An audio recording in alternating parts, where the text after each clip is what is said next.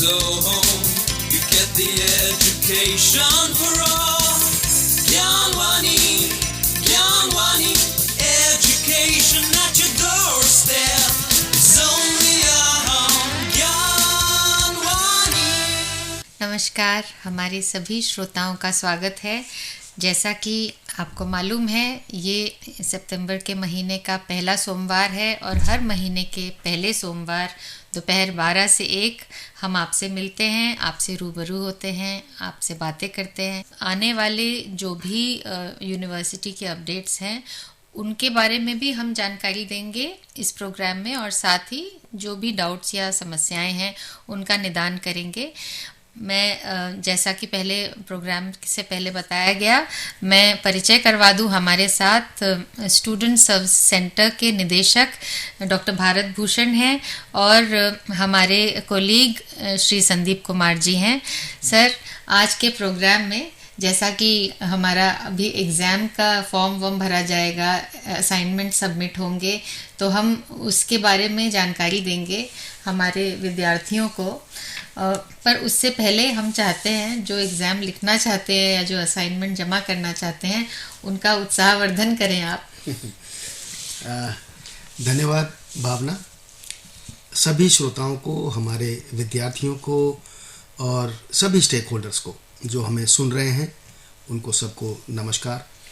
और क्योंकि हम शिक्षा पद्धति से जुड़े हुए लोग हैं, हम पढ़ाने का काम करते हैं और जो हमारे विद्यार्थी हैं वो पढ़ने का काम करते हैं जी। और यह जो महीना है, यह महीना हम दोनों ही लोगों के लिए बहुत महत्वपूर्ण है।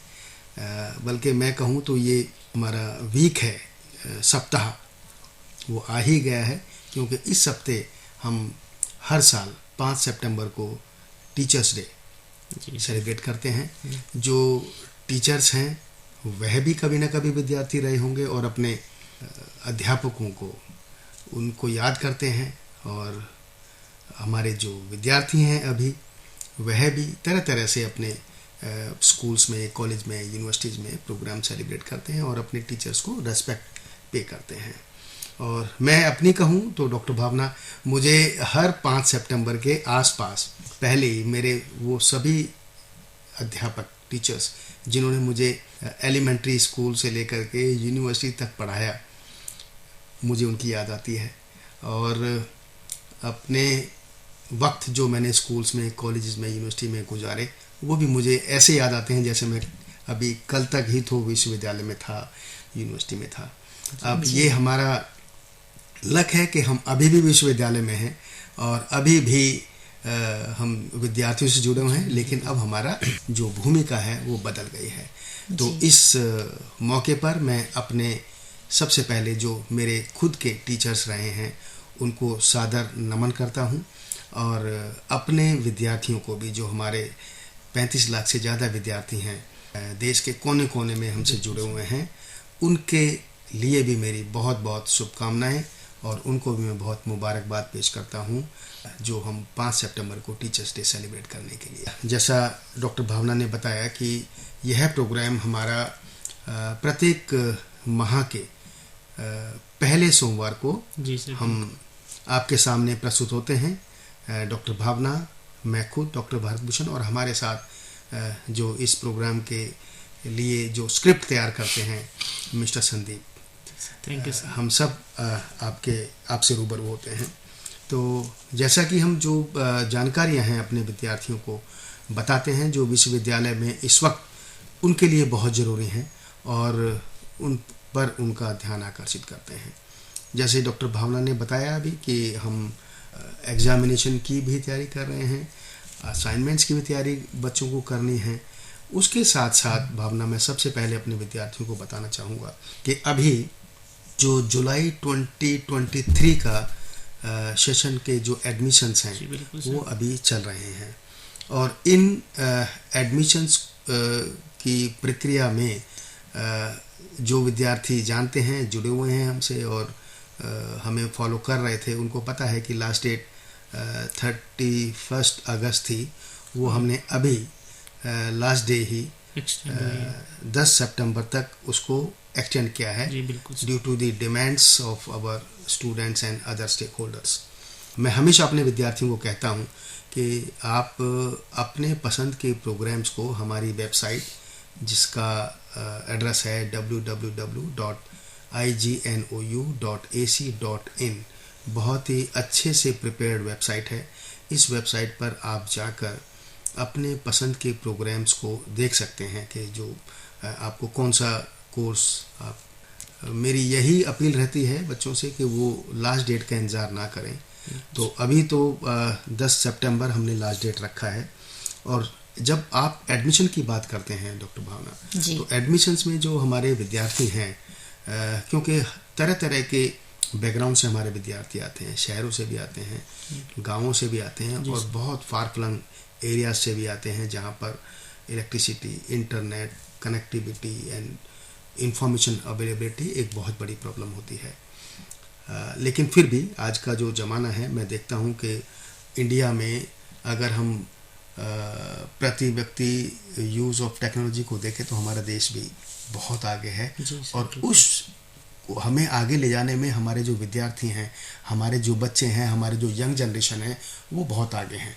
टेक्नोलॉजी का यूज़ करने का जो सबसे अच्छा तरीका है वो हमारे यंग जनरेशन को आता है।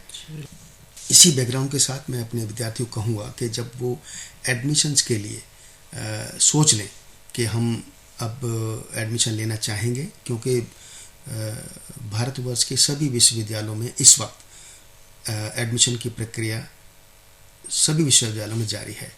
कई विश्वविद्यालयों में एडमिशन सभी चल रहे हैं, कई में आने वाले हैं, कई में बंद हो गए हैं। तो क्योंकि हम दूरस्थ शिक्षा माध्यम से और ऑनलाइन मोड से एजुकेशन ट्रांसैक्ट करते हैं, और सभी विद्यार्थी पहले तो यही सोचते हैं कि हम कन्वेंशनल मोड में जाएं। और कन्वेंशनल मोड में जब बाय चांस ऐसा हो जाए कि उनको प्रवेश ना मिले तो फिर वो डिस्टेंस एजुकेशन की तरफ देखते हैं। ये एक सेगमेंट है विद्यार्थियों का।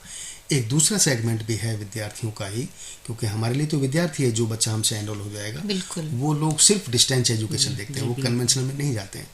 क्योंकि हमारे बहुत सारे विद्यार्थी वर्किंग हैं और वर्किंग प्रोफेशनल्स हैं रादर, और वो अपनी एजुकेशन को एनहांस करने के लिए, अपने ज्ञान में वृद्धि करने के लिए हमसे जुड़ते हैं। और इसीलिए क्योंकि ये दोनों ही सेगमेंट्स हमसे जुड़ते हैं, इसीलिए हमारे जो विद्यार्थियों की संख्या है दिन प्रतिदिन बढ़ती जा रही है, और हम संसार के सबसे बड़े विश्वविद्यालय बन गए हैं, क्योंकि हमारे पास दोनों सेगमेंट्स आते हैं।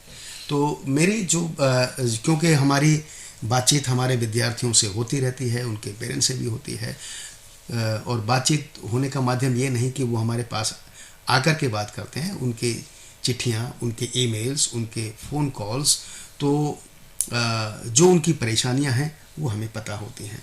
तो उन परेशानियों को उनको फेस ना करना पड़े, उसके लिए मैं बताना चाहूँगा कि विद्यार्थी जब भी एडमिशन लें, प्रवेश लें विश्वविद्यालय में किसी भी प्रोग्राम में, वो कोशिश ये करें कि सबसे पहले हमारी प्रोग्राम गाइड को पढ़ना चाहिए उनको।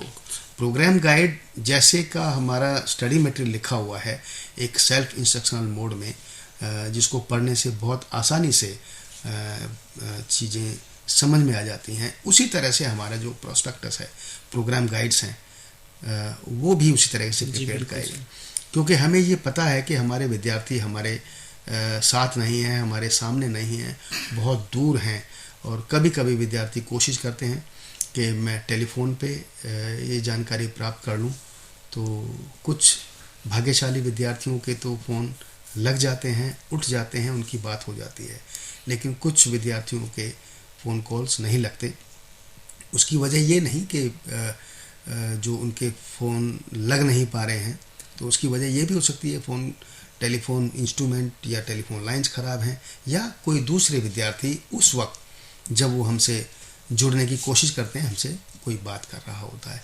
तो थोड़ी सी पेशेंस उसमें विद्यार्थियों को रखनी पड़ेगी, वो अलग अलग वक्त पे हमसे बात करने की कोशिश कर सकते हैं।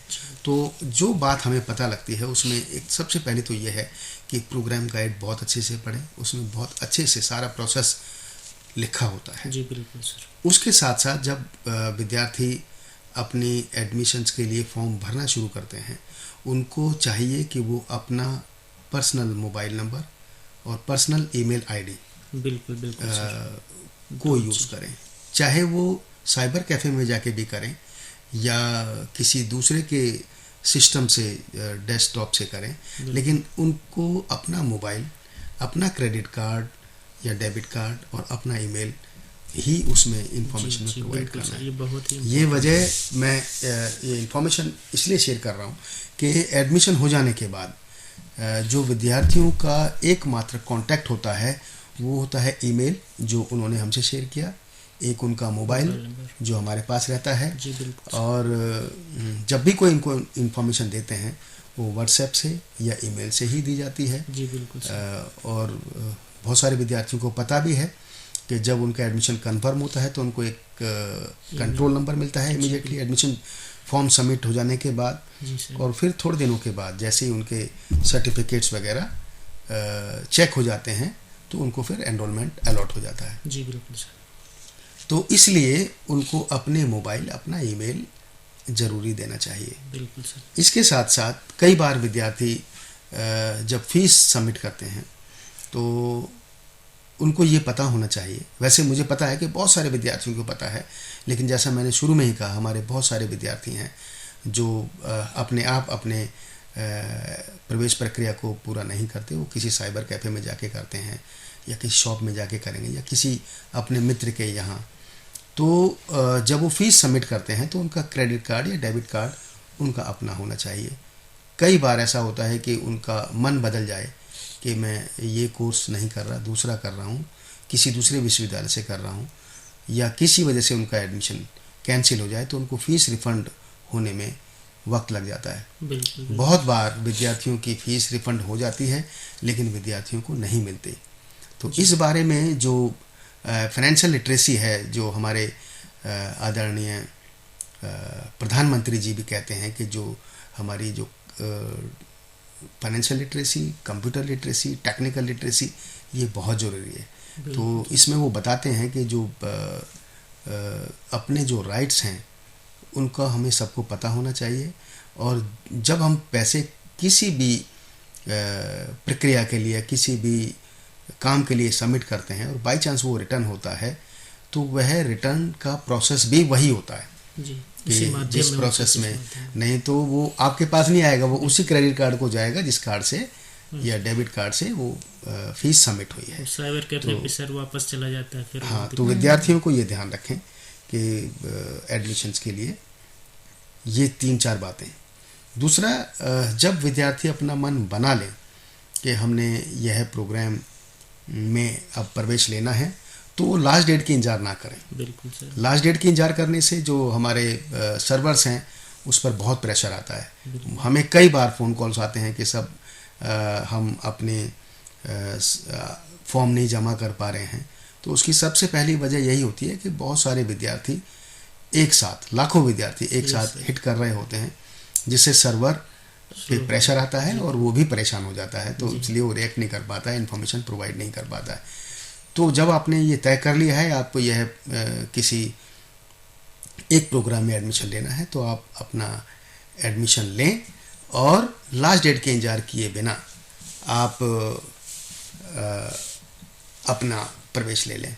बिल्कुल सर। क्योंकि अब लास्ट डेट के बाद अभी तक तो विदाउट लेट फीस एडमिशन की प्रक्रिया चल रही है, तो किसी लास्ट डेट के बाद वो लेट फी का प्रोसेस भी स्टार्ट हो जाएगा। उससे बचने के लिए सभी विद्यार्थी से मेरा निवेदन है कि वो अपना एडमिशन के जो प्रक्रिया हैं वो शुरू करें। और जैसा कि शुरू में बताया डॉक्टर भावना ने भी और प्रोग्राम लॉन्च होने से पहले कि यह प्रोग्राम एक इंटरैक्टिव प्रोग्राम है। जो भी विद्यार्थी या स्टेक होल्डर्स, फैमिली मेम्बर्स और जो हमारे विद्यार्थी भी नहीं हैं, हमसे जुड़े हुए नहीं हैं, हमसे जुड़ना चाहते हैं, तो वो उन टेलीफोन लाइंस पर जो उनको शुरू में दी गई थी उनसे जरिए हमसे बात कर सकते हैं। जी डॉक्टर भावना, आप कुछ इसमें ऐड करना चाहेंगे या कोई? जी सर, आपने एकदम सही जानकारी दी हमारे विद्यार्थियों के लिए कि प्रोग्राम गाइड पढ़ना बहुत आवश्यक है और एडमिशन लेने के समय किन किन चीज़ों का ध्यान रखना है।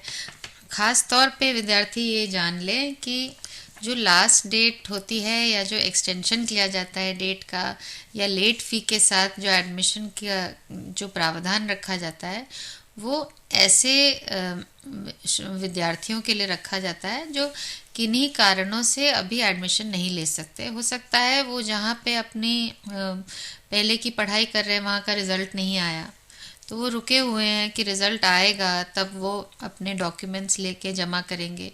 उनके लिए ये प्रावधान रखा जाता है। अगर आपकी कोई ऐसी मजबूरी नहीं है तो सही समय पे काम कर लेना अच्छा है। जैसा कि कहा जाता है कि सक्सेस के लिए और प्रॉपर लर्निंग के लिए यही एक मंत्र है कि सही काम करो, सही तरीके से करो, सही समय पर करो। तो ये अगर आपका सही समय है तो उसको काम को अभी कर लीजिए। इसी बात पे अभी जैसे डॉक्टर भावना ने उसको रिट्रेट किया कि आप थोड़ा सा ध्यान रखें ताकि बाद में अननेसेसरी लेट फी से बच जाएं। और ये सर अभी लास्ट डेट एक्सटेंशन के बाद हाँ, तो ये जो हमने अभी इस बात में मैं थोड़ी सी और एक जानकारी अपने श्रोताओं को बता दूं कि जो अभी लास्ट डेट हमने एक्सटेंड किया है वो सिर्फ यूजी पीजी डिप्लोमा प्रोग्राम्स के लिए या पीजी डिप्लोमा प्रोग्राम्स के लिए है। सर्टिफिकेट प्रोग्राम्स का एडमिशन की जो प्रक्रिया है वो अब समाप्त हो गई है। तो सर्टिफिकेट वाले विद्यार्थी हमसे जनवरी में फिर दोबारा से जोड़ सकते हैं। बिल्कुल लेकिन हमारे जो सर्टिफिकेट के अलावा सभी विद्यार्थियों के लिए 10 सितंबर लास्ट डेट है। तो जब हम एडमिशन की बात करते हैं डॉक्टर भावना जी, उसके साथ साथ एक और प्रोसेस होता है जो हमारे ही विश्वविद्यालय में नहीं, बहुत सारे विश्वविद्यालयों में हर सेमेस्टर में एडमिशन्स का जो रेनोवेशन होता है, रिन्यूअल होता है, वह प्रक्रिया रहती है। तो इसी तरह से हमारे विश्वविद्यालय में जो रजिस्ट्रेशन का जो प्रोसेस है वह भी अब चालू हो गया, चालू था, लेकिन उसके लिए डेट एक्सटेंड किया है। जी बिल्कुल। और इसमें मैं पहले ही बता रहा था कि जो डेट एक्सटेंड किया है उसकी इंतजार नहीं करनी चाहिए थी, क्योंकि अब डिमांड है। बहुत सारे बच्चे अपना री रजिस्ट्रेशन नहीं करा पाए, तो उन सब बच्चों को एकोमोडेट करने के लिए अब री रजिस्ट्रेशन के लिए भी 200 रुपये की लेट फी के साथ वो बच्चे अपना री रजिस्ट्रेशन की प्रक्रिया को पूरा कर लें। जी बिल्कुल सर। तीसरी जानकारी जो हम अपने विद्यार्थियों को देना चाहते हैं वह है टर्म एंड एग्जामिनेशन की, क्योंकि विश्वविद्यालय एक बहुत बड़ा विश्वविद्यालय है। बहुत सारे विद्यार्थी हमारे से जुड़े हुए हैं, यहाँ से शिक्षा प्राप्त करते हैं और एग्जामिनेशन के लिए जुड़े हुए हैं।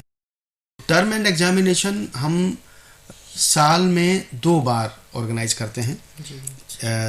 एक तो हम जून में करते हैं, जून का टर्म एंड एग्ज़ाम हमारा अभी 8 जुलाई को ही समाप्त हुआ है, और उसके जो रिजल्ट्स हैं अभी वो प्रोसेस में मोर देन 90% आ चुके हैं, और जो बाकी बचे हैं वो भी बहुत जल्दी सभी विद्यार्थियों को मिल जाएंगे। तो पिछले टर्म एंड एग्ज़ाम में हमारे जो विद्यार्थी थे, आपको बहुत खुशी होगी जान करके कि 9.5 लाख बच्चे हमारे विश्वविद्यालय में एग्जामिनेशन में अपीयर हुए थे, और more than 58 lakh answer scripts submit हुई थी। 58 लाख। तो इस बात से ये आपको थोड़ा जायज़ा हो जाएगा कि विश्वविद्यालय कितने बड़े लेवल पे एग्जामिनेशंस ऑर्गेनाइज करते हैं। तो अभी जो टर्म एंड एग्जामिनेशन हमारा दिसंबर में होगा नेक्स्ट, क्योंकि एक साल में 2 हम कराते हैं, तो दिसंबर टर्म एंड एग्जामिनेशन की जो प्रक्रिया है वह भी शुरू हो गई है। और दिसंबर टर्म एंड एग्जामिनेशन के लिए जो एग्जामिनेशन फॉर्म भरने का कनेक्शन है जो वो भी हमने पब्लिक डोमेन में ले आए हैं। तो विद्यार्थी जो एलिजिबल हैं दिसंबर में एग्ज़ाम देने के लिए, वह सभी विद्यार्थी अपने एग्ज़ाम फॉर्म जल्दी से जल्दी भर दें। और एग्ज़ाम फॉर्म भरने की जो लास्ट डेट है वो 30 सितंबर 2023 है।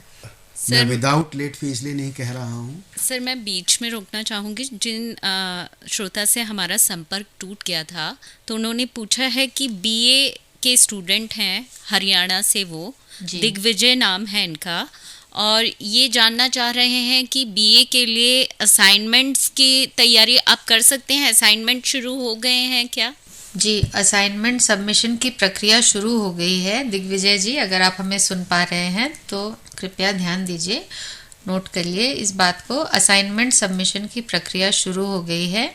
आप अपने स्टडी सेंटर पे जाके असाइनमेंट समय रहते सबमिट कर दें और वो उसका इवैल्यूएशन हो जाएगा। और जो एग्ज़ाम होने वाला है, जैसे दिसंबर का टर्म एंड एग्ज़ाम अभी ड्यू है, वो अब नेक्स्ट एग्ज़ाम है, जैसा कि डॉक्टर भारत भूषण अभी बता रहे थे। तो उसी दिसंबर के टर्म एंड एग्ज़ाम के साथ ही आपके जो अभी असाइनमेंट आप जमा करेंगे उनका इवैल्यूएशन होगा। हाँ, मैं बताऊं विद्यार्थी दिग्विजय जी को, अगर वो हमसे सुन रहे हैं और वो बाकी विद्यार्थी भी, मैं असाइनमेंट के सेक्शन पे भी आने वाला था, लेकिन अब विद्यार्थी की कॉल आ गई, तो टर्म एंड से पहले हम अब असाइनमेंट का ही ले लेते हैं। जी बिल्कुल सर। असाइनमेंट सबमिट करने का जो टाइम है वह भी अब शुरू हो गया है 1 सितंबर से ही। और जो भी विद्यार्थी टर्म एंड एग्जामिनेशन दिसंबर में देंगे वो सभी एलिजिबल हैं। They are suppose to submit their assignments by 30 सितंबर। और ये असाइनमेंट्स कौन से होते हैं, कहाँ से मिलेंगे, इसके बारे में उनको बताऊं कि जब वो हमारे वेबसाइट पर जाएंगे तो वहाँ पर उनको एक लिंक है जो डाउनलोड में सर, अपलोड में से जब अपलोड को क्लिक करेंगे तो उसमें राइट साइड में एक बॉक्स ओपन हो जाएगा। तो जो भी उनका कोर्स है उसके सारे असाइनमेंट्स वहाँ पर उनके उपलब्ध हैं और उनका डाउनलोड करके, उनका प्रिंट ले करके, उन असाइनमेंट्स को प्रिपेयर करके अपने रीजनल सेंटर्स को वो सबमिट करें बाय पोस्ट या पर्सनली स्टडी सेंटर पे सबमिट करें बाय पोस्ट या पर्सनल विजिट करके सैटरडे संडे को। जी बिल्कुल सर। जब हम असाइनमेंट्स के सबमिशन की बात करते हैं तो बहुत सारे विद्यार्थी पूछते हैं कि क्या हम ये ऑनलाइन सबमिट कर सकते हैं। ऑनलाइन सबमिट करने के लिए जो रीजनल सेंटर्स हैं वो उनको लिंक देंगे। जी सर। उनकी तो वेबसाइट को उनको विजिट करना चाहिए विद्यार्थियों को, और जब उनको ये लिंक मिल जाए तो वो ऑनलाइन भी सबमिट कर सकते हैं, और नहीं तो फिर उनको अपने स्टडी सेंटर पे जा करके उनको सबमिट कराना चाहिए। और जहाँ तक असाइनमेंट लिखने की बात है, उन विद्यार्थियों को मैं बताऊं कि असाइनमेंट्स लिखने में उनके जो बुक्स हैं उनको पढ़ें, और जो क्वेश्चंस हैं पर्टिकुलर सेक्शंस में जो स्टडी मटेरियल है उसमें उनको मटेरियल मिलेगा। और जब आप स्टडी में अपने असाइनमेंट सबमिट प्रिपेयर कर लेते हैं तो उसका जो फर्स्ट पेज होता है उसकी एक अपनी इम्पोर्टेंस होती है। वो फर्स्ट पेज के लिए एक फॉर्मेट हमने हमारी वेबसाइट पर अपलोड किया हुआ है, जिसको बच्चे डाउनलोड कर सकते हैं और प्रिंट लेकर के उसको इन्फॉर्मेशन को भर सकते हैं। उसमें उनकी वाइटल इन्फॉर्मेशन होती हैं, जैसे प्रोग्राम कौन सा है, उनका एनरोलमेंट, नाम, मोबाइल नंबर, ईमेल, कौन सा कोर्स है जिसका वो असाइनमेंट लिख रहे हैं। तो यह ज़रूरी भी नहीं है कि आपको उस फॉर्मेट का प्रिंट लेकर के ही उसको फिल करके अपने असाइनमेंट के कवर पेज पे लगाना है। आप प्रिंट ना लेकर के हाथ से भी उसको ओपन करके हाथ से भी लिख करके वो सारी डिटेल्स आप अपने असाइनमेंट पर ओपनिंग पेज बना करके पेस्ट करके उसको सबमिट करें। और जब भी आप अपना असाइनमेंट सबमिट करें, ऑनलाइन करेंगे तो उसका तो ऑनलाइन होते ही आपके पास एक सबमिटेड बाउंस बैक नहीं होता तो रिसीट हो गई वो। लेकिन जो विद्यार्थी स्टडी सेंटर पे जाकर अपने असाइनमेंट सबमिट करते हैं उन सभी को एक तो कॉपी अपने पास रखनी चाहिए, बिल्कुल सेपरेट जो ओरिजिनल कॉपी है वो जमा होगी, और एक फोटो कॉपी अपने पास रखनी चाहिए, और उसकी रिसीट उनको लेनी चाहिए अपने स्टडी सेंटर से। और क्योंकि रिसीट लेने से उनके पास एक प्रूफ भी रहेगा कि उन्होंने सबमिट कर दिया है। और कॉपी रखने से फ़ायदा ये होता है कि जो क्वेश्चंस हम असाइनमेंट में देते हैं, इस तरह के वो एक किस्म का फॉर्मेट है कि किस तरह के क्वेश्चंस टर्म एंड एग्जामिनेशन में पूछे जा सकते हैं। जी। और यह प्रक्रिया कंप्लीट करने के बाद विद्यार्थी अपने एग्ज़ाम्स की तैयारी करें। बिल्कुल। और जहाँ तक असाइनमेंट प्रिपेयर करने की बात है तो मैं ये सोच के चल रहा हूँ कि उनको स्टडी मटेरियल मिल चुका होगा। कई बार कई विद्यार्थियों को अगर स्टडी मटेरियल नहीं मिला, किन्हीं कारणवश, वो विद्यार्थी भी हताश ना हो। हमने अपने सारे कोर्सेज, हमारे जो ई ज्ञान कोर्स है, वो मटेरियल वहाँ पर उपलब्ध है। और अगर उनको किसी भी कारणवश कोई एक कोर्स, 2 कोर्स या सभी उनको प्राप्त नहीं हुए हैं, प्रोसेस में हैं, वो अपने ई ज्ञान कोर्स पर जाके स्टडी मटेरियल की तरह उसको पढ़ें और वहाँ से अपने असाइनमेंट सबमिट बना करके सबमिट कर सकते हैं। तो इस प्रक्रिया को हम जब आगे चलाएंगे, तो हम उससे पहले बात कर रहे थे टर्म एंड एग्जामिनेशन की। जी। टर्म एंड एग्जामिनेशन के लिए हमने जैसे अभी बताया कि जो असाइनमेंट्स होते हैं वो एक किस्म का फॉर्मेट होता है कि किस तरह से क्वेश्चन पूछे जाते हैं, और असाइनमेंट लिखने का या लिखवाने का हमारा जो विश्वविद्यालय का जो पर्पज़ है वो होता है, इसको हम कहते हैं कि कंटिन्यूस असेसमेंट ऑफ लर्निंग। तो जब बच्चे असाइनमेंट लिखेंगे तो कोर्स मटेरियल पढ़ेंगे, बिल्कुल। कोर्स मटेरियल पढ़ेंगे तो उनकी कुछ लर्निंग होगी तो उनको पता लगेगा कि इस सब्जेक्ट में, इस कोर्स में क्या क्या है और किस किस तरह के क्वेश्चंस आ सकते हैं। एक तो ये है। दूसरे, जब विद्यार्थी अपना स्टडी सेंटर के अलावा एग्ज़ाम सेंटर दूसरा होता है, एग्ज़ाम सेंटर जब सेलेक्ट कर रहे होते हैं, तो उनसे मेरा अनुरोध ये है कि जितनी वो जल्दी अपने पसंद के एग्ज़ाम सेंटर पसंद करके एग्ज़ाम फॉर्म भरेंगे, जी सर, उनका एग्ज़ाम सेंटर वह ही उनके के पसंद का आने के बहुत चांस हैं। अगर देर करेंगे तो फर्स्ट कम फर्स्ट सर्व की वजह से, क्योंकि हर एक एग्ज़ाम सेंटर पे जो आपके घर के आसपास होते हैं या सिटी के आसपास होते हैं, उनकी अपनी कैपेसिटी होती जी, है बिल्कुल सर। कि किसी एग्ज़ाम सेंटर पे आप 100 बच्चे ही एकोमोडेट कर सकते हैं, कहीं पे 200, कहीं पे 500, कहीं पर 1000।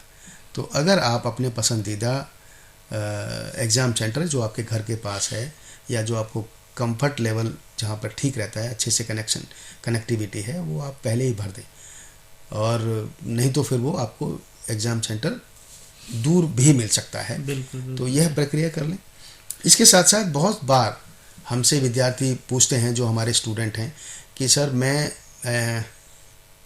जब मैंने एडमिशन लिया था तो मैं एक सिटी में था और अब मैं दूसरी सिटी में आ गया हूँ, जी सर, और फिर दोबारा वापस भी जा सकता हूँ उसी जगह पे।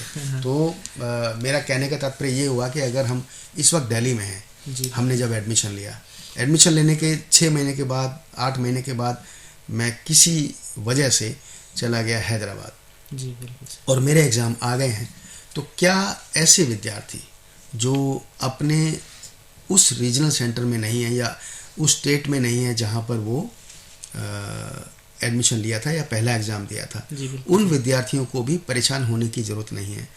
हमारे विश्वविद्यालय ने ऐसी सुविधा अपने विद्यार्थियों के लिए उपलब्ध कराई हुई है कि अगर वो हमारे विद्यार्थी हैं और उनको ये कन्फर्म है कि वो एग्ज़ाम के टाइम दूसरी जगह पे होंगे, जी बिल्कुल, तो वो अपना एग्ज़ाम सेंटर वहीं पर सिलेक्ट कर सकते हैं। लेकिन इसमें मैं एक बहुत इम्पोर्टेंट सावधानी बरतने की बात बताना चाहता हूँ कि जो बच्चे अपने किसी वजह से दूसरे सेंटर में हैं, दूसरी सिटी में हैं, वो बहुत सोच समझ के अपना सेंटर भरें, क्योंकि एग्ज़ाम सेंटर चेंज होने की जो सुविधा है वो उनको नहीं मिलेगी। इसलिए यह तो सुविधा दी उनको कि भाई आप अपना एग्ज़ाम वहाँ दे सकते हैं, और लेकिन वो चेंज करने के लिए दिक्कत आएगी। तो आप अपना बहुत आराम से, ध्यान से, पूरी तवज्जो दे करके अपना एग्ज़ाम सेंटर चूज करें। और सभी विद्यार्थियों से मेरी रिक्वेस्ट है कि वो अच्छे से पढ़ें, और अभी बहुत टाइम है दिसंबर में, तो अपने एग्ज़ाम्स का प्रिपरेशन शुरू करें। भावना जी, आप कुछ बताना चाहिए? बिल्कुल, जैसा कि अभी डॉक्टर भारत भूषण बता रहे थे, मैं उसी में एक छोटा सा अपना अनुभव ऐड करना चाहूँगी कि एक विद्यार्थी थे, उन्होंने हमें संपर्क किया कि मैं दिल्ली से बाहर हूँ, तो मैं एग्ज़ाम सेंटर जहाँ पे मैं अभी हूँ, महाराष्ट्र में वो थे, मैं वहाँ का एग्ज़ाम सेंटर भरना चाहता हूँ। तो हमने उनको गाइडेंस दी और उन्होंने महाराष्ट्र का एग्ज़ाम सेंटर भर दिया। तो उसमें कोई दिक्कत नहीं आई, परंतु उनका एक एग्ज़ाम जो काफ़ी बाद में था, वो तब तक हुआ नहीं। और फिर उन्होंने हमें संपर्क किया और बोला अब मैं दिल्ली वापस आ रहा हूँ, तो मुझे आखिरी एग्ज़ाम देने के लिए दिल्ली का एग्ज़ाम सेंटर चाहिए, तो अब फिर से बदल दीजिए। तो ये सुविधा नहीं मिलेगी आपको, एक जगह एक एग्ज़ाम सेंटर एक टर्म एंड एग्ज़ाम में मिलेगा और आपको वहीं पे देना पड़ेगा। और जो पेपर आप ना दे सकें जब आप ट्रैवल कर रहे हों, वो आप अगले टर्म एंड एग्ज़ाम में दे दें, क्योंकि इग्नू में ये सुविधा है कि आप अपनी फ्लेक्सिबिलिटी के अनुसार एग्ज़ाम दे सकते हैं। तो इसलिए ये सुविधा आप विद्यार्थियों के लिए ही हम लोगों ने रखी है। यूनिवर्सिटी हमेशा इस बात का ख्याल रखती है, तो इस सुविधा का लाभ उठाएं और परेशानी में ना पड़ें। कोई ऐसी दिक्कत की बात पैदा नहीं होगी यदि आप कुछ एग्ज़ाम अभी दे दें और कुछ अगले टर्म एंड एग्ज़ाम में दे दें। हाँ, एक सवाल ये रहता है मैम बहुत सारे विद्यार्थियों का कि हम सारे एग्ज़ाम एक साथ दे दें या फिर कुछ अभी दे दें कुछ बाद में दे दें। तो जनरली इतनी फ्लेक्सिबिलिटी तो है, कहीं भी ऑल ओवर इंडिया में आप अपना एग्ज़ाम दे सकते हो। जितने एग्ज़ाम्स की प्रिपरेशन है आप उतने एग्ज़ाम दे सकते हो, क्योंकि जैसे शुरुआत में सर ने और मैंने बताया आप लोगों की ज़्यादातर विद्यार्थी ऐसे भी हैं हमारे कि जो वर्किंग प्रोफेशनल हैं, तो वो अपने सुविधा के अनुसार ही एडमिशन ले रहे हैं। तो उसी सुविधा का ध्यान रखते हुए जो है विश्वविद्यालय ने इतनी फ्लेक्सिबिलिटी दी हुई है कि आप अपने सुविधा अनुसार चीज़ें कर पाओ। अपने सुविधा अनुसार अगर 4 सब्जेक्ट है 2 का एग्ज़ाम देना चाहते हैं तो 2 का दें, 1 का देना चाहते हैं 1 का दें, और उसी हिसाब से समय भी है आपके पास। मास्टर है तो आपके पास जो एक्चुअल ड्यूरेशन है 2 साल है, मैक्सिमम 4 साल, 2 साल और एक्स्ट्रा है। तो इन सभी चीज़ों को ही ध्यान में रखते हुए ये सारी चीज़ें बनाई गई हैं ताकि आप अपनी जो फ्लेक्सिबिलिटी आपको मिली है उस हिसाब से अपने काम के साथ साथ उस चीज़ों को कर पाएँ। बिल्कुल। तो ये सुविधाएं हैं, तो इसमें बहुत ज़्यादा प्रेशर नहीं लेना कि सारे एग्ज़ाम एक साथ दे दें कि नहीं तो फिर गैप हो जाएगा। तो बहुत सारे विद्यार्थी ये भी पूछते हैं कि मैंने पिछली बार एक भी एग्ज़ाम नहीं दिया तो अब क्या होगा। ऐसा कुछ नहीं है, बस आप रजिस्टर्ड हैं उस ईयर में, तो बस उसका आप अपना एग्ज़ाम फॉर्म भरो और एग्ज़ाम दे दो और असाइनमेंट सबमिट आप करवा दो। और एक सवाल ये भी रहता है कि सारे असाइनमेंट एक साथ जमा करा सकते हैं कि नहीं, हमने पिछले 2 साल से असाइनमेंट नहीं जमा कराए। बिल्कुल करवा सकते हैं आप, यही तो फ्लेक्सिबिलिटी का फ़ायदा है आपके। इसी के लिए तो आप इग्नू में आए हैं। बिल्कुल। तो इस फ्लेक्सिबिलिटी का लाभ उठाएं, क्योंकि विश्वविद्यालय आपको आपके सुविधा अनुसार ही आपको चीज़ें दे रही हैं। जी, तो हम इस बात को रिस्पेक्ट करते हैं कि वो वर्किंग प्रोफेशनल्स हैं, उनकी अन्य जिम्मेदारियां भी होंगी। जी बिल्कुल। और उन जिम्मेदारियों को निभाते हुए वो अपनी हायर एजुकेशन को अकम्प्लिश कर रहे हैं।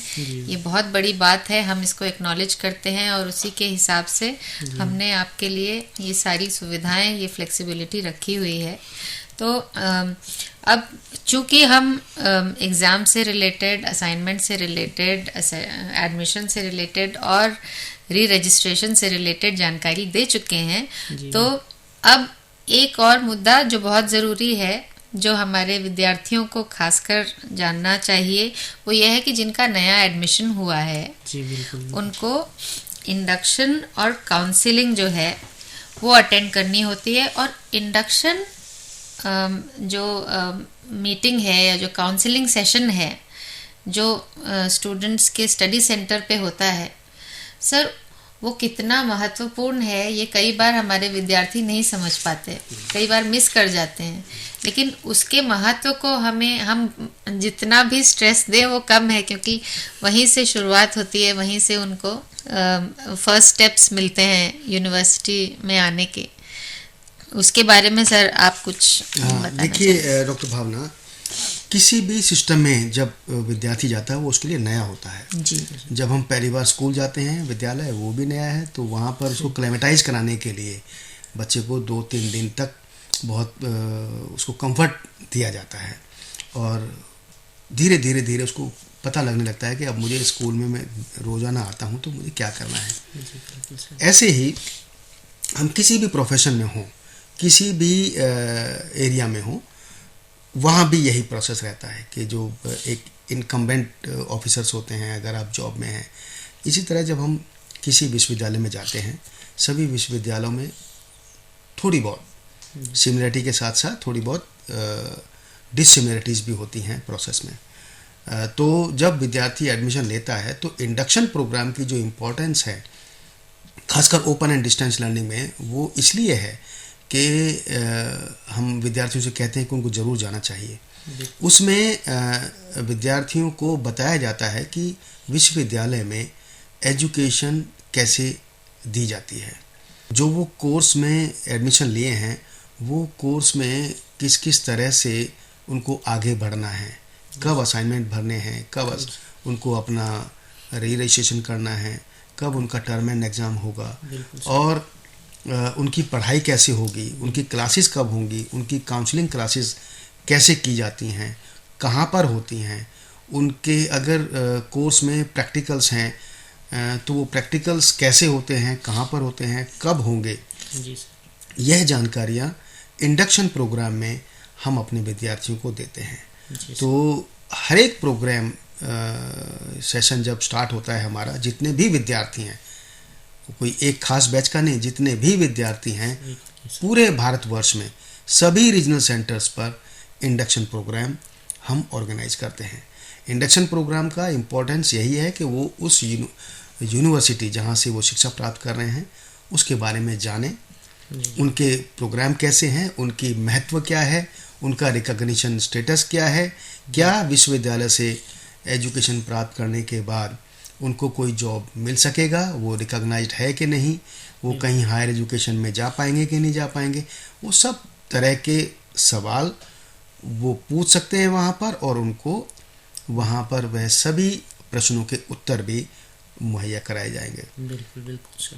इसके बाद जब उनका एडमिशन्स इंडक्शन प्रोग्राम हो गया, और यह एक दिन का प्रोसेस नहीं है, कई दिन चलता है। किसी प्रोग्राम का बीए का 3-4 डिसिप्लिन्स का एक दिन हो गया, 3-4 डिसिप्लिन्स का दूसरे दिन, फिर पीजीज़ का, डिप्लोमास का, सर्टिफिकेट्स का क्लब करके भी कर देते हैं। यह प्रक्रिया समाप्त होने के बाद फिर बच्चों की आती है काउंसलिंग क्लासेस, क्योंकि डॉक्टर भावना ने काउंसलिंग का भी जिक्र किया था। काउंसलिंग की इम्पोर्टेंस हमारे डिस्टेंस एजुकेशन सिस्टम में इसलिए भी इम्पोर्टेंट है क्योंकि जो क्लासेस हैं वो काउंसलिंग के ज़रिए ही होती हैं, डेली क्लासेस होती नहीं हैं।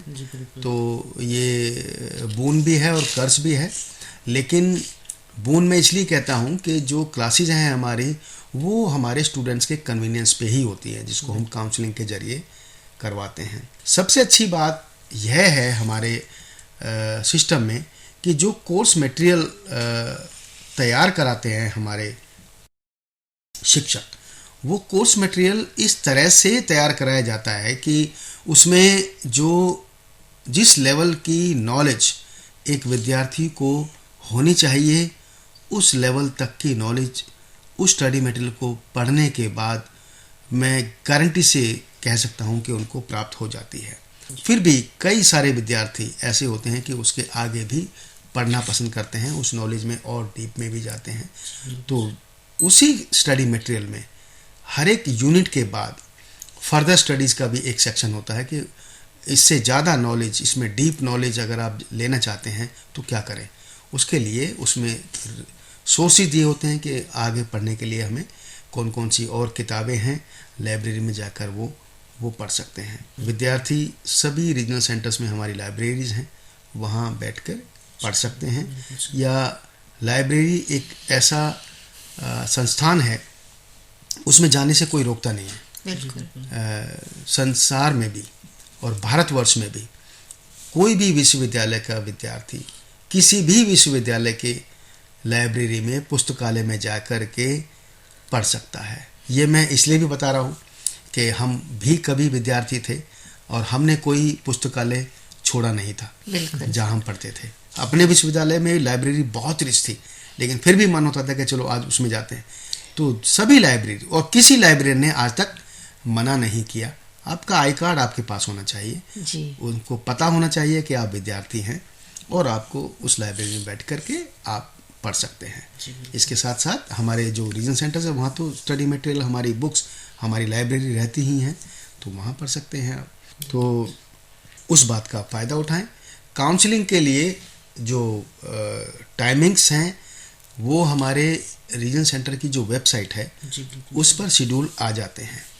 और इसके साथ साथ जो हमारी काउंसलिंग है वो तो एक्सक्लूसिवली होती ही हैं प्रोग्राम्स के लिए, मैं अपने विद्यार्थियों को बता दूं कि जैसे हम अभी अपने विद्यार्थियों से रूबरू हैं, एक तो ये हमारा ज्ञानवाणी एक प्रोग्राम है, इसके जरिए भी बहुत सारे विषयों में हमारे शिक्षकगण अलग अलग कोर्सेज की जानकारियाँ, उनके कोर्सेज, उनकी जो शिक्षा उसको उपलब्ध कराते हैं हमारे बच्चों को। और ये इंटरेक्टिव है, बच्चे अगर सुन रहे हैं तो वो अपने टीचर से उसी वक्त बात कर सकते हैं और अपना डाउट रिमूव करा सकते हैं। इसके साथ साथ जो हमारा दूसरा चैनल है ज्ञान दर्शन, उसके ज़रिए भी विद्यार्थी हमारे शिक्षक गणों से अपने प्रोग्राम्स के, अपने कोर्सेज के हिसाब से जुड़ सकते हैं।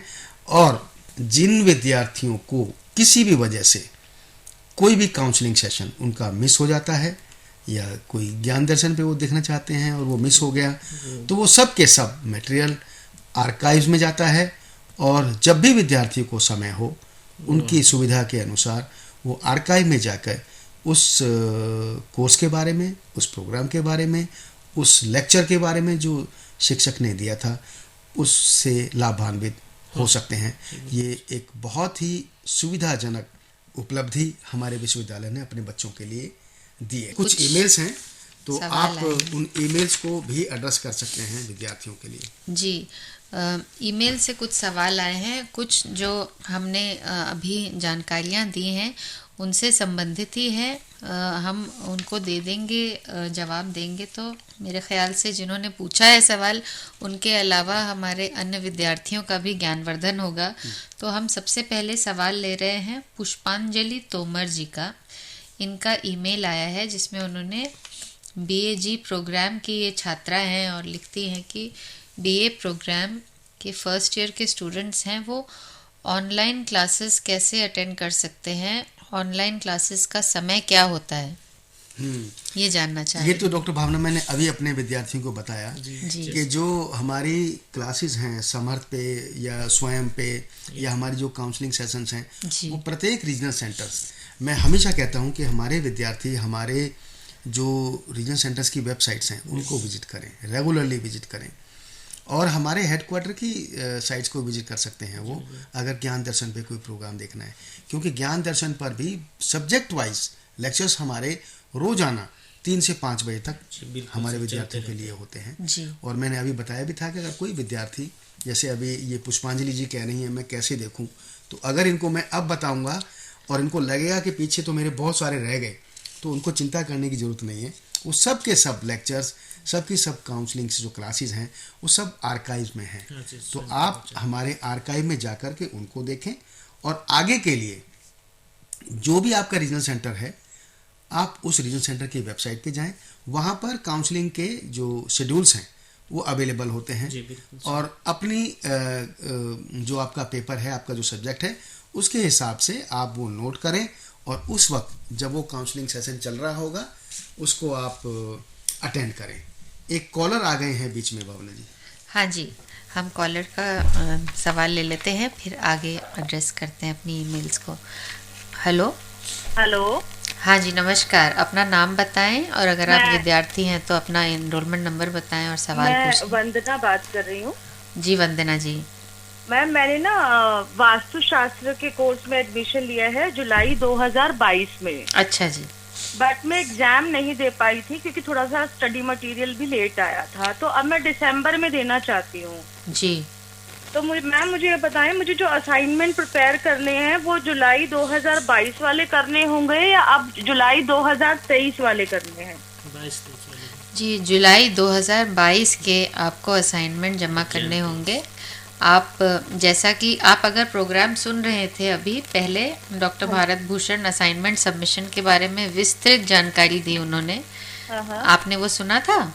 नहीं मैम, मैं एक्चुअली कहीं बाहर थी। अच्छा। तो अभी जस्ट ट्यून किया। हाँ, तो आप ये असाइनमेंट जो है, असाइनमेंट के लिए लिंक होता है जहाँ पे जाके आप अपने जुलाई 22 और जनवरी 23 वाला जो सेशन है।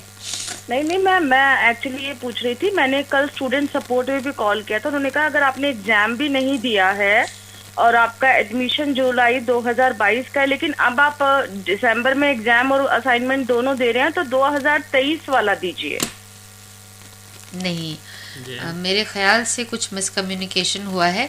संदीप जी हमारे सहकर्मी हैं, वो आपको विस्तृत जानकारी देंगे, आप ध्यान से आपका नोट मास्टर करिए। डिग्री का प्रोग्राम है ना, वास्तुशास्त्र का आपका मास्टर डिग्री का प्रोग्राम है ना? नहीं सर, डिप्लोमा है, पीजी डिप्लोमा। पीजी डिप्लोमा है। हाँ जी। तो अगर अभी आप दिसंबर का एग्ज़ाम देना चाहते हैं तो आपका जो बनेगा ये असाइनमेंट वो जैन 23 वाला ही बनेगा, ठीक है? जैन 23 2023 वाला बनाऊं मैं? हाँ, जैन 2023 का उसमें लिखा हुआ जुलाई 22 जैन 2023 अच्छा। सेशन, उसमें सेशन देखेंगे तो एक जो असाइनमेंट होता है 2 सेशन के लिए वैलिड होता है। तो उसमें लिखा होगा जुलाई 22 एंड जैन 2023। तो जो विद्यार्थी जुलाई 2022 में एडमिशन लिए होंगे और जो विद्यार्थी जैन 2023 में एडमिशन लिए हैं, यानी कि अभी एक सेशन पहले, वो दिसंबर में एग्जाम दे रहे हैं तो यही सेशन का असाइनमेंट सबमिट करवाएंगे। ओके। तो यानी कि मैं 2022 से जैन 2023 वाला जी बिल्कुल बिल्कुल बिल्कुल, क्योंकि ईयरली प्रोग्राम है ना आपका। हाँ जी बिल्कुल।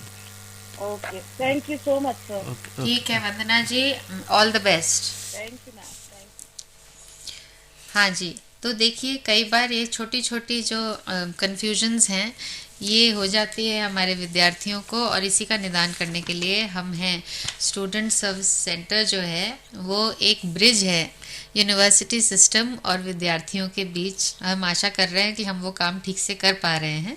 अभी जो विद्यार्थी हमसे जुड़े थे डॉक्टर भावना जी, उन्होंने बताया कि उनको स्टडी मटेरियल नहीं मिला इसलिए असाइनमेंट नहीं लिख पाए वो। उन विद्यार्थियों को लिए मैं पहले भी बताया था कि किसी भी कारणवश अगर विद्यार्थियों को स्टडी मटेरियल नहीं मिला है तो ये वजह नहीं होनी चाहिए उनके असाइनमेंट ना सबमिट करने की, क्योंकि विश्वविद्यालय ने एक बहुत अच्छी सुविधा दी है हमारे विद्यार्थियों को। वो हमारे ई ज्ञान कोर्स से भी पढ़ सकते हैं और अपना असाइनमेंट टाइम रहते सबमिट कर सकते हैं प्रिपेयर करके, ताकि उनको अननेसेसरी नेक्स्ट ईयर में एक्सटेंशन के लिए रिक्वेस्ट ना करनी पड़े।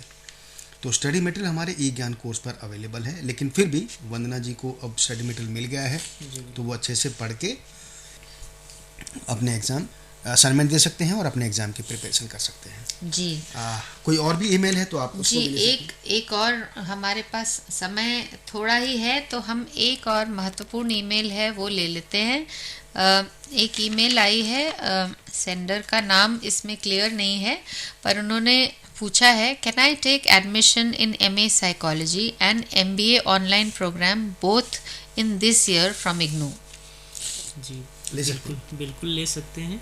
और जैसे कि UGC ने गाइडलाइन डुअल डिग्री का अप्रैल में 2023 में जारी किया है जी, तो इसमें एक इग्नू हमारे विश्वविद्यालय की तरफ से भी एक नोटिफिकेशन जारी किया गया जिसमें ये बोला गया था कि जैसा कि इनका सवाल भी ये है कि एक वो ODL मोड में MA साइकोलॉजी में एडमिशन लेना चाहते हैं, ऑनलाइन प्रोग्राम में एडमिशन लेना चाहते हैं। तो ये जो गाइडलाइन आई थी उससे ये मीट कर रहे हैं कि क्योंकि उसमें लिखा गया था कि अगर आप दो ODL प्रोग्राम में एडमिशन लेना चाहते हैं तो सेम सेशन में ना लें, क्योंकि एग्ज़ाम क्लैश होने के चांसेस बढ़ जाते हैं। आप एक जुलाई सेशन में लें, एक जनवरी सेशन में लें, या फिर एक ODL में एडमिशन लें, एक ऑनलाइन में लें। जैसा कि इनका सवाल है कि एक MA साइकोलॉजी में एडमिशन लेना चाहते हैं, एक MBA ऑनलाइन प्रोग्राम में, तो दोनों का माध्यम अलग है और सेम सेशन में इस तरीके से एडमिशन ले सकते हैं। परंतु हमें ये ध्यान रखना होगा कि MA साइकोलॉजी जो है, MA साइकोलॉजी प्रैक्टिकल कंपोनेंट वाला प्रोग्राम है। तो जो इग्नू की गाइडलाइन आई है इसके बारे में, उसमें जो लिस्ट ऑफ प्रोग्राम्स हैं जिनको आप साइमल्टेनियसली कर सकते हैं वो दी हुई है, और ख़ास ध्यान ऐसे ही एकेडमिक प्रोग्राम्स का रखा जाता है जिनमें प्रैक्टिकल कंपोनेंट होता है। तो आपको हम सलाह देंगे कि आप ज़रूर इग्नू की वेबसाइट पे ही है वो गाइडलाइंस डुअल डिग्री की, आप वो अवश्य पढ़ लें, आपको विस्तृत जानकारी मिल जाएगी और तब आप फिर आगे डिसीजन लें आप जो एडमिशन लेना चाहते हैं उसके बारे में। देखिए, डुअल डिग्री की जब हम बात करते हैं तो डुअल डिग्री में विद्यार्थी एडमिशन ले सकते हैं, लेकिन अगर कहीं पर कोई क्लैश हुआ तो उनको डिसाइड करना है कि उनको प्रायोरिटी उनको फिक्स करनी है।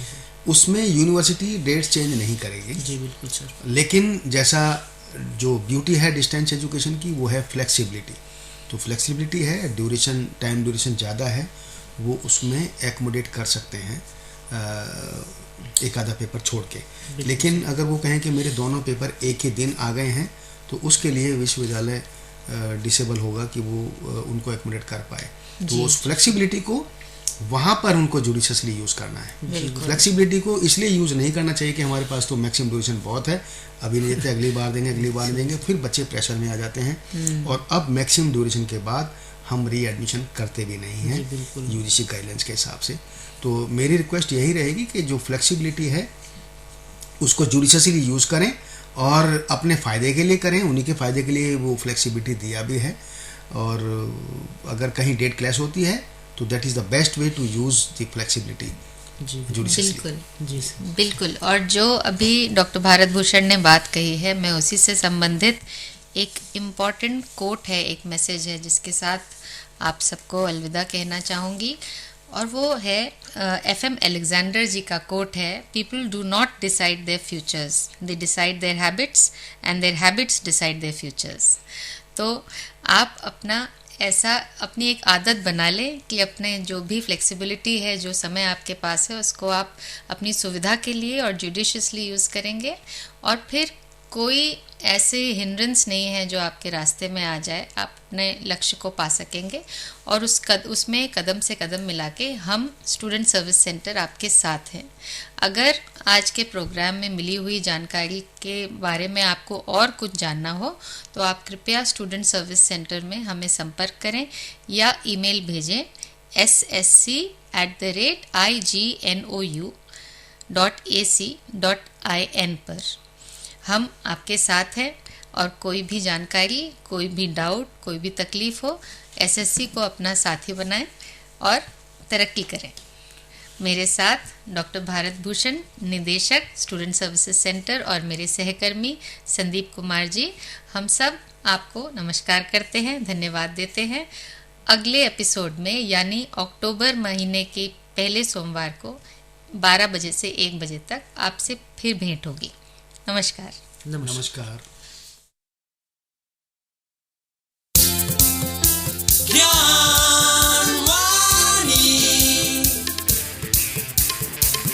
Round the clock, learning so home. You get the education for all.